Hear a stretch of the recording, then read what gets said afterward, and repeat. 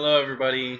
I figured, for my first video, I didn't want to do something predictable, and since I am a member of the Temple of the Jedi Order, um, I didn't want to do just an interpretation of the code or the doctrine or anything like that because I figure, everybody's done that. It's been done by people far more experienced than myself. Pardon the camera movement. Far more experienced than myself, have done those interpretations, and I think it's been covered pretty well just in the studies. So I thought for my first real video, apart from my introduction, I'll share an excerpt from my first novel with you all. This is only the prologue, so it is brief, but I think you'll like it, and at least I hope you do. And we can go from there. And if you want to read it, it should be out around the end of the year. So it's roughly titled Fool's Gold or Pyrite, but I don't like that title. So if you have suggestions, please, by all means, let me know. Before Pyrite came in and pulled our city up by the roots, life was good. I mean, I was homeless and on the streets, but life was good. We got by and never really starved. Showers were far and in between, as were clean sheets. Still, those things are for the privileged. We certainly weren't that, and life was still good. Everything began to change when that man in the suit came to see us. He sat down on the sagging couch. We all exchanged looks. Nobody sat on that damn couch. For one thing, it smelled awful. Second, it had bugs. We only kept the thing around for appearances. That tarp-walled house needed to look comfortable. Our real comfort was in the protection from rain and wind. The cement of the overpass above kept rain away. Old blue tarps hanging from clothesline poles and basketball hoops kept out wind. We had a pretty nice setup for homeless, really. There were even doors and windows fashioned from doubled-up pieces of tarp. I looked to the newcomer, grinned at his ignorance and idiocy. The guy wore a suit to the slums, for fuck's sake. His gray houndstooth jacket was offset by bright cufflinks and silver Rolex. A gray fedora-type hat made him all but a stereotype of organized crime. A red tie stood out against a black shirt. This man probably couldn't help us, but it was worth trying. He supposedly had connections to some new synthetic drug. Designers were all the rage in those days. Ecstasy was old news, and people wanted some new shit. "What you got for us?" I asked, perhaps a bit rougher than I should have. "Something new," was all he said. He looked to Meggs. In that instant I really hated him. Sure, Meggs was the oldest. She ran things from behind the scenes, keeping all us youngsters from going too nutso. I was the face of the crew. I should be respected by getting direct attention. "What in particular, my friend?" Meggs asked. The guy hesitated. Reluctance was written all over his frame. He fidgeted and looked around the dirt-ridden house. I looked at Meggs and just rolled my eyes. "Well, miss," he began, "it's a sort of chemical made in a lab." "We were told it would get people high," I cut across. "It is a psychoactive substance, yes. It's cheap and easy to make, and there are legitimate companies interested in marketing it. We, however, would prefer to keep it quiet and not flood the market." "And that's where we come in." Meggs. "Yes, of course. What's our cost?" "Nothing initially. Just distribute it for us. Our cut will be 33%. You need the money more than we. We know you do not have—" Here he cleared his throat. I hated him even more. At least have the guts to call it what it was. We were dirt poor. Much to offer in terms of monetary gains for startup. We have our own ways of making money anyway. All right, but there must be a catch. Me butting in again, adamant he should recognize my place. "No catch. Well, other than this. The very principles of the chemical are, well, a bit dangerous. It is exceedingly addictive, and overuse leads to violent outbursts. Still, one must be on the verge of overdose to get to that point. This drug, luckily, isn't one that people usually want to repeat using right away. Its power is such that at least a few hours rest is usually desired. Still, I could not in good conscience neglect to mention this." "Shit, meth does all that, other than make you not want to use it again," I said. Meggs looked at me, stern. I pursed my lips and looked back to the man. He was finally acknowledging me. "Yes, that is true. This, however, is more of a mental drug. It is a stimulant, but it causes more introspection. It isn't a party drug in the sense that cocaine, methamphetamine, and ecstasy are, he said, grinning. Meggs and I looked at each other and at the other two crew members. Thanks for coming down here, sir. We are much obliged. Are there other groups your company is interested in employing for these purposes, or could we have a day to think it over? We make a point not to make these kinds of deals without the whole family being here, Meg said, the epitome of politeness. The man's eyes pinched the slightest bit. He didn't like the situation, but it was clear there weren't many options. There are other factions we could contact, he said, but they are all gangs. We would prefer to invest in one of the more fringe groups, such as you, the more law-abiding people, though that, of course, is used loosely. So, yes, I see no issue with coming back down here tomorrow at this hour. Will that be sufficient time? He smiled, but we could all tell it was a little forced. This guy dislikes dealing with our lot. That much was obvious. Oh, of course, that will work splendidly, Meg said, smiling more widely than the visitor. Her voice mimicked his affluent tone.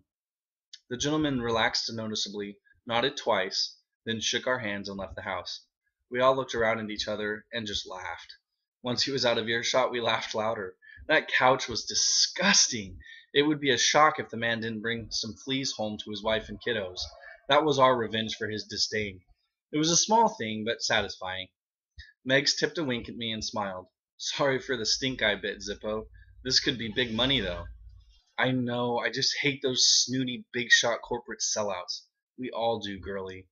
I sighed and nodded. Then, clapping my cousin Nafi on the shoulder, I flounced down onto the queen mattress we shared.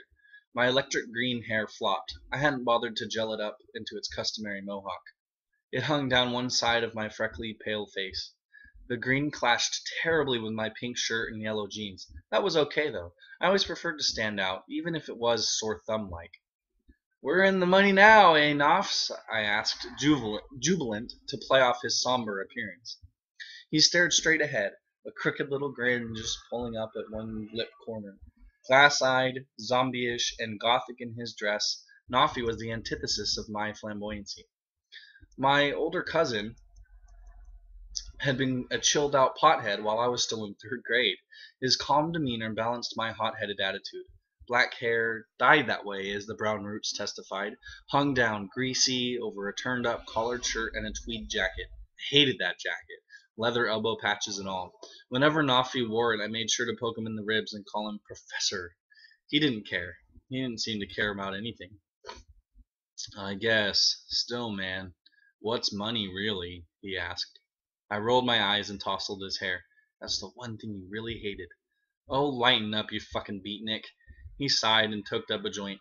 I flinched away from the lighter. Jerk was paying me back for touching his hair. I couldn't stand open flames. Everyone thought it was the height of irony that my nickname was shared with the lighter brand. What's light but a lack of darkness, Zips? Most people say that the other way around, bro. He nodded. I'm not most people. I nodded, emulating his high. I took the joint and pulled on it. Yeah, man. We're all one, though, didn't you know? I said, pitching my voice husky and slow. He laughed. He loved it when I tried to be a hippie surfer pothead. Yeah, dude, I guess. Most people don't know that, though, he said. It was my turn to laugh. This was good kicks. I passed the roach back and looked around. Meggs had stepped out while Nafi and I shared the banter. She probably had some walking to do. I was sure she'd be thinking about the deal on her own before we all argued about it. Zag hulked in the corner, leaning against a precariously tilting tarp wall, muscles dragging the plastic outward. Usually he would be more involved, but he was on shrooms that morning. His pupils were hubcaps as he stared around the house. Yo, Zag, you doing okay over there? I asked. It took him a second to find the source of my voice. When he finally looked at me, he just nodded vaguely and giggled. He sat up more straight. I almost melted into the wall there, man. You saved my life, he said, collapsing into a true fit of laughter. I couldn't help but laugh with him. Nafi passed me the joint, and I took a couple huge hits. Coughing, I wiped my eyes. Tears eked out the corners. I was laughing as hard as Zag, and I was only stoned. Even Naf joined in. This was better kicks than the soup guy. What you seeing out there in the cosmos, bro? Nafi. Man, I see the universe. Truth, Nafi muttered. I guess, I said, chiming in. The two boys looked at me. Zag with his strawberry straw hair and patched denim. They laughed harder than ever. I don't know why, but apparently a chick joining the conversation was funny as cold shit on a penguin's ass. I laughed right along with them. It was fucking funny, I guess. Those were the good days. It was before everything got real complicated and after we'd settled into our family. It was just the five of us. We'd carved out a good little slice of hell and we were okay with it. That overpass shanty we called the cave was just right.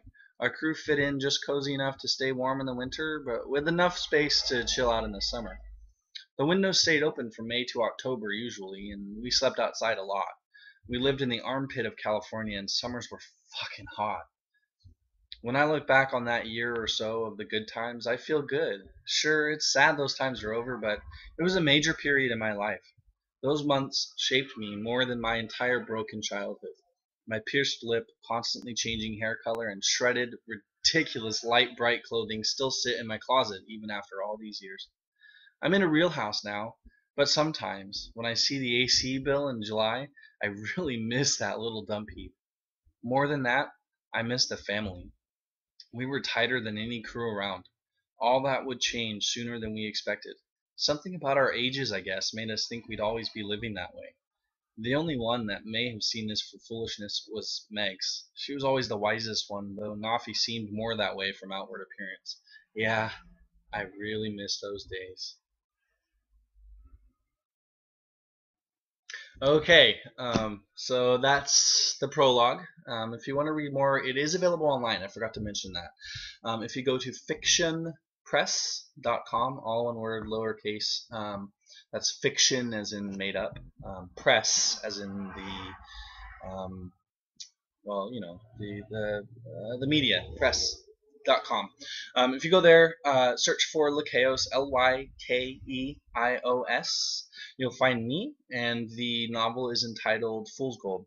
It's on there in its entirety in rough draft form, but that's going to be temporary because when I need to publish it, I'll be removing it because that can mess with publishing rights.